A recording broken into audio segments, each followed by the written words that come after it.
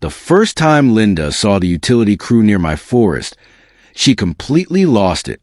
She stormed across the road and demanded that they turn the equipment around. She thought the power line belonged to the HOA. She had no idea that I owned the land underneath it. "Turn it back on," Linda shouted at the crew. She acted like she could command the entire utility system herself. The worker tried explaining that he needed authorization from property owner. Then I stepped forward and told him that would be me. I opened a folder and showed Linda the deed. 900 acres of forest were legally mine, but that wasn't even the part that surprised her most. The documents also showed who controlled the private utility easement. The neighborhood had only one practical power route from that direction. That route crossed my property through a private easement. For years, everyone assumed the HOA controlled it. But assumptions aren't the same thing as ownership. Linda immediately called the rest of the HOA board. She told them I was interfering with neighborhood utilities. Within minutes, several board members arrived to confront me. They expected me to back down the moment they showed up. Linda insisted that the power line belonged to the community. I calmly asked her to show me the document proving that claim. She couldn't produce one. That's when the argument started falling apart. The utility worker pulled out the service map. The easement was clearly marked across my 900 acres. It wasn't an HOA-owned road or community utility corridor. It was a private access route through my land. Linda finally looked up at the power line herself. For the first time, she understood what the deed meant. The HOA wasn't the owner of the land beneath that line, and I wasn't obligated to pretend that it was. The worker explained that future access would have to follow the recorded easement. That meant proper notice and coordination with the property owner. Linda suddenly realized she couldn't simply order crews onto my land. She had mistaken convenience for authority. I wasn't trying to shut down anyone's power.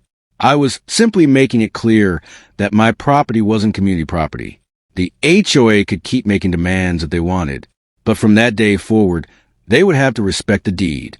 Linda wasn't finished after the utility crew left. The next morning, she returned with an HOA attorney. She thought a lawyer standing beside her would finally intimidate me.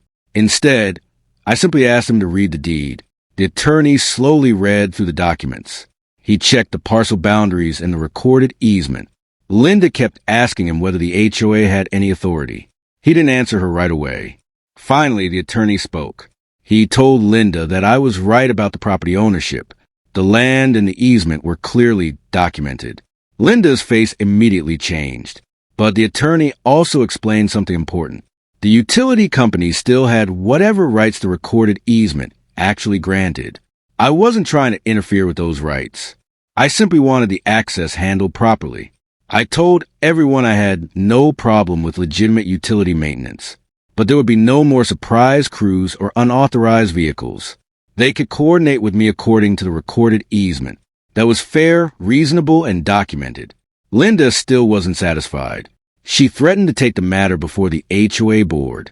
I looked at her and told her she was welcome to do that. A board meeting couldn't rewrite a recorded deed.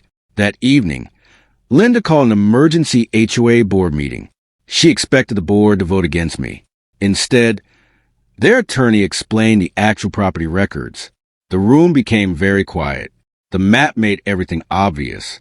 My 900 acres surrounded the entire utility corridor on that side. The HOA didn't own the forest, and it couldn't simply claim control over the access route. In the end, nobody needed a dramatic fight. The utility company agreed to coordinate access properly. The HOA backed away from its demands, and my property boundaries remained exactly where the records said they were. I bought 900 acres of forest because I wanted privacy and peace. I never expected the HOA to challenge the land or the power access crossing it, but the records settled the argument better than any shouting ever could. And from then on, everyone knew exactly where my property ended and where their authority stopped.